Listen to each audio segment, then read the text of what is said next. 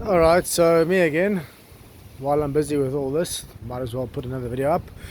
So I've been doing some light bulb changes, battery maintenance, and light checks, and some chain tensioning. Some of what discussed previous, not going to repeat myself, but according to the other videos, you can now see inside where the electronics and engine management kind of sits, with the fuel pump and fuel injectors and all that stuff, the fuel lines, whatever. It's all in here. Not my area of speciality, but it's all there for testing of fuel pressure and earth wires and that. Here's the part of the airbox, which also comes in on the right hand side here. You take off this pannier in the box, and there's the intake. You can see the intake over there for the filter. It's all there. Take that not pannier, fairing off, and replace your air filter or clean your air intake. Here's the battery, as discussed previously. Just screw, take it off, but the seat needs to be off as well.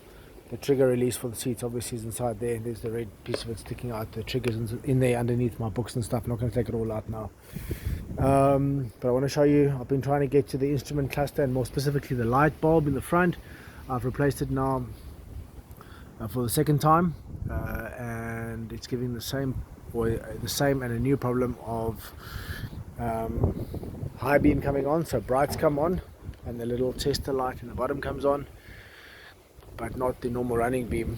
And on start, I'm getting some kind of a twitch or a spark or a feedback, and sometimes it's firing, sometimes it's not firing, and sometimes it's firing and then dying.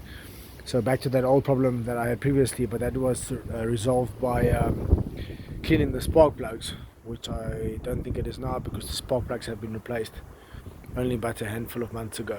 It hasn't been a year, so, and the spark plugs don't go that fast on this bike anyway.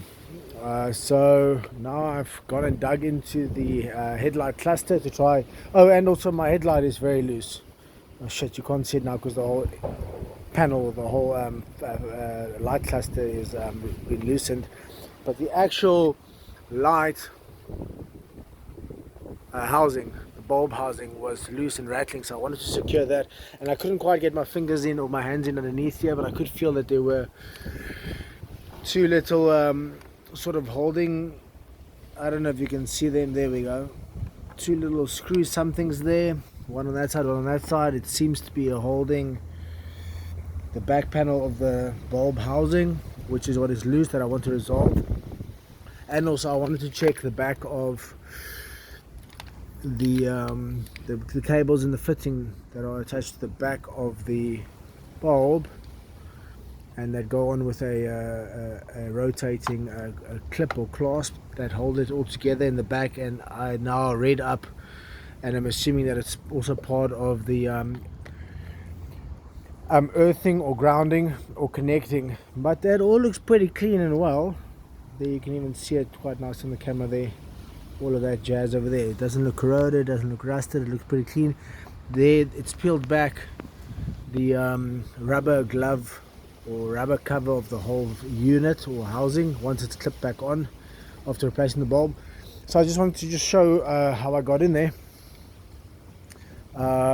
Removed the small visor, there it is over there. Then I removed these little side panels that hold the flickers that I also don't put on the bike anymore because they always break off, but I've had them closed up with even some tape. You can see some leftover. I'm going to clean it up and redo that now, because I've managed to get my other bikes here, and I want to show off bikes, just so now I have time to let this lady stand and get cleaned up and do all the work that I've been planning to do on her.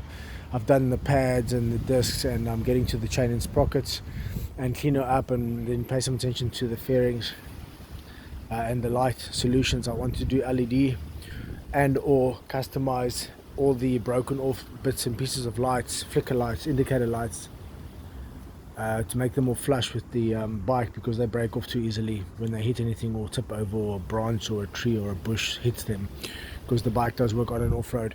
So anyway, removed the little side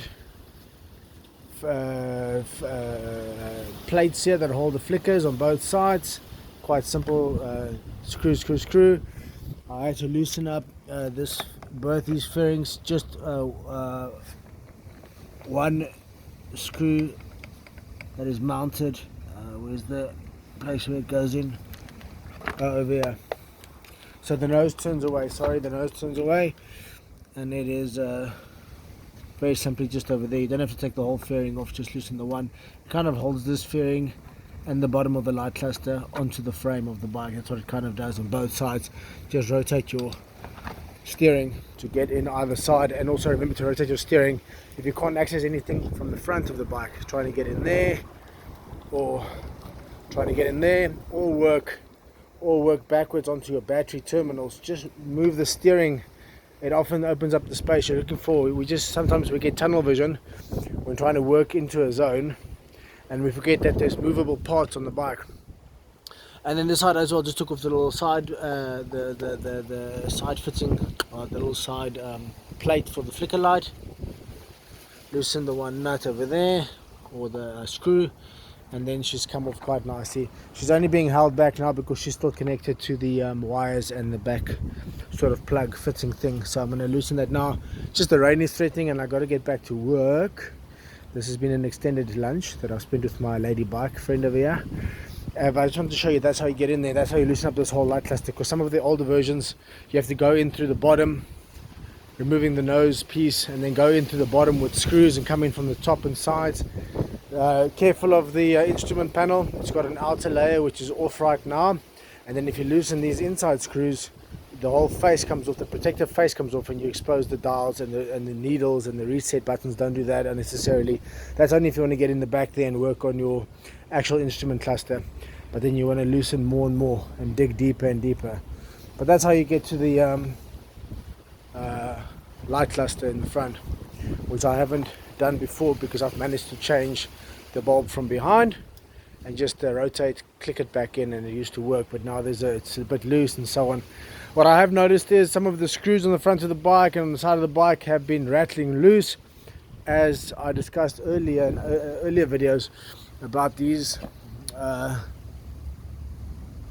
nuts on the engine block coming loose over time, that I had to tighten and fix because I thought I had an oil leak, but I didn't. It was just loose screws, nuts, bolts. It would seem you kind of need to keep an eye on them on this bike as they kind of rattle and get loose over time.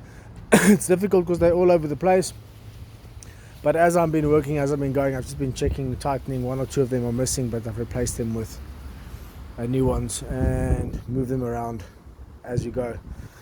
Still my favorite, still my baby, still runs like a demon and works really hard. So that's the light cluster. I'll upload that a little bit later. I just wanted to show that while I'm in there. Cool. Have a nice day. Greetings from South Africa.